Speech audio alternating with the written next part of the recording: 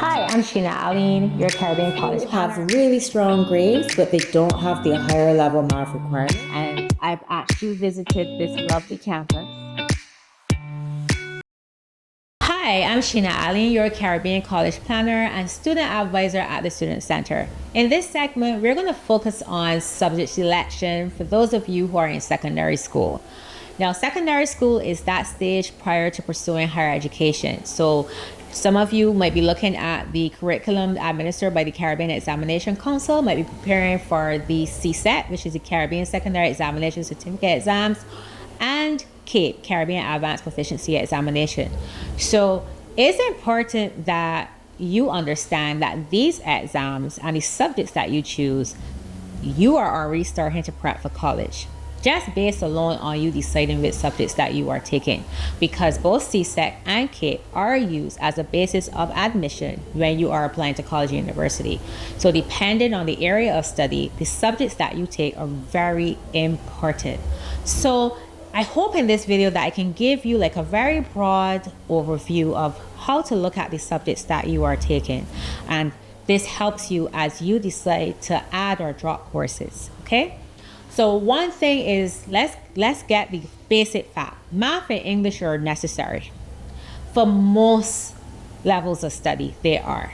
Now, there are exemptions to this rule. So there may be some schools or institutions for which math may not be a requirement, but English is definitely always a mandatory requirement, especially if you are going to study within the English speaking environment.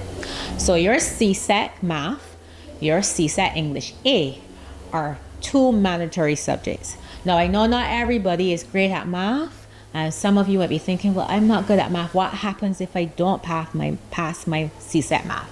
There are other pathways to work around that, so don't you worry about that.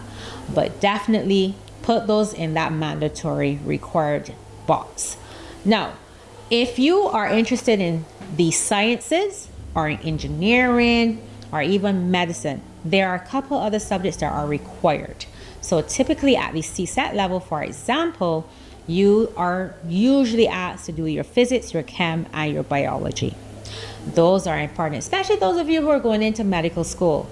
Now, if you're looking at engineering, two of those three will usually be required. So usually for engineering, chemistry and physics definitely are good to have. Now, I want to stick a pin here and put back math in this equation, because there are some subjects at college and university level that will want you to have a higher level math beyond CSET math. If you are able to do additional math at CSET, I definitely and strongly recommend that you consider adding that into your fold. Now, if it is not possible, don't worry, there's a pathway for that. But if you can, that will be great. Now, if those of you who after your CSET, you're going to move on to CAPE especially, that's another reason why I said consider doing the additional math. Now, if you are doing the sciences, engineering, medicine, those are the science subjects that are usually required.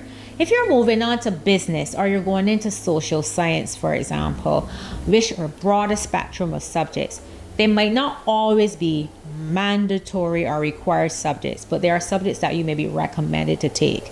So you can do your principle of accounts, your principle of business. You can even do social studies. You can do geography or history. Those are some of the subjects that you will combine. If you are not sure, and there are quite a few people who fall into this category, so if you're not sure if you're going into the arts, humanities, social science, or the sciences in general, you have not made up in your mind yet, my best advice is to pick one science and a couple subjects from the social sciences, just to give you balance, because you never know what's going to happen at the end as you progress in your studies.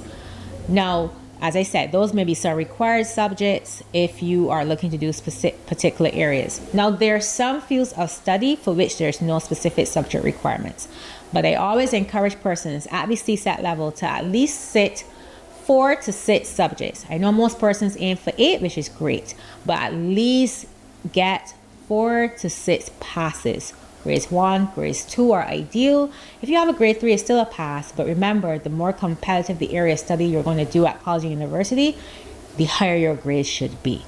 So just think about that, especially for areas such as medicine, nursing, engineering, even information technology can get really competitive. So definitely aim for great grades. Now, if you're going into CAPE after CSEC, a couple of things that you need to know. If you are going into engineering, if you're going into medicine, for example, you definitely need to keep, and depending on which country, there might be a math requirement sometimes. If you're studying in the region, not so much. But if you're going outside, it depends. You might have a math requirement there, a higher level math requirement.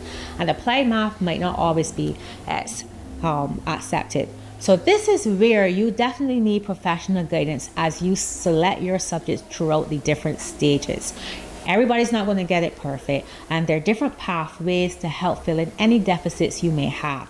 But I hope that broad overview of how you select your subjects is helpful. So let's just recap a little bit. You have at CSET level your math and your English A.